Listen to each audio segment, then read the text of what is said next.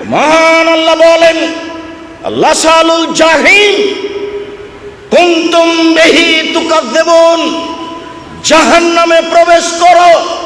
এই সেই জাহান্নাম যাকে তুমি অস্বীকার করছিলে, যার কোনোদিন দাম দেওনি, এটাই জাহান্নাম।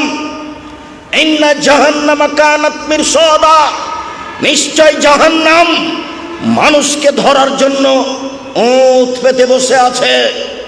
লিত্তাগিনা মাবা, স্বৈরাচারী, স্বেচ্ছাচারী, বদমেজাজি, অহংকারী থাকার জায়গা জাহান্নাম। লাবিসিনা ফিহা আহকাবা, তারা সেখানে যুগ যুগ ধরে থাকবে। তারা সেখানে কোনোদিন ঠান্ডা শীতল পানি পান করবে না।